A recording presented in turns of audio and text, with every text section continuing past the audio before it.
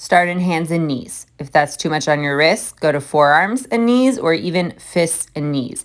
Now, from this position, it's very easy to allow your belly to hang and create an arch in your back. Instead of doing that, inhale, and as you exhale, tone your belly button towards your spine, making your back more flat.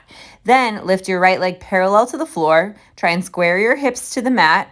Toning your right glute, start to lift and lower your right toes on and off the mat. Again, I'm making the movement come from my glute, not from my leg. I'm also holding my glute for about 3 seconds if I can, and then lowering pretty slowly. The lowering is really important. That's what's called eccentric or centric strength, whereas the contraction is concentric. And eccentric strength is actually the strength that is the quickest to go as we age. So it's important to practice lowering with control. And also some studies have found that eccentric strength is more associated with muscle gain than concentric strength. Just a little point to think about.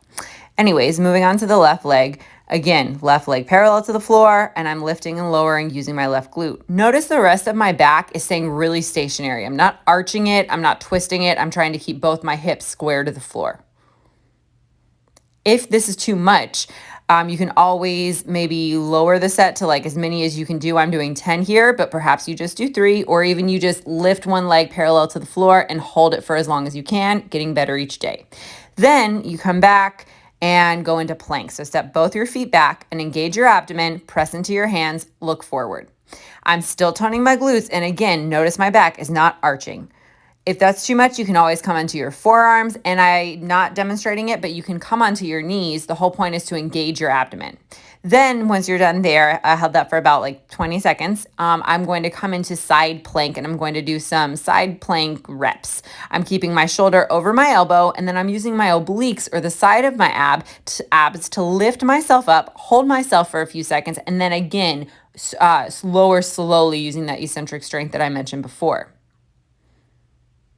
And again, if this is too much to do these many reps at first, if you're just building strength and starting out, you can do as many as you can and then get better each day, or even just hold side plank and again get better each day. I also want to mention, as I go on to the other side, when I'm coming up into side plank, I'm holding my legs, squeezing my legs together, and instead of letting my lower leg just hang towards the mat. That's going to help stabilize my pelvis and my hips.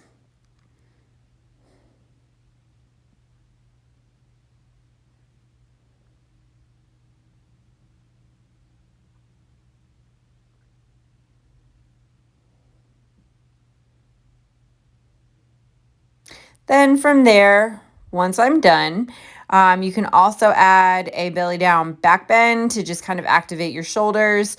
And if you're experiencing a lot of low back pain, you might want to hold off or even elevate your hips. But even here, I'm toning my abdomen so that my low belly isn't really pressing into the ground. And then I use my shoulders to lift my back.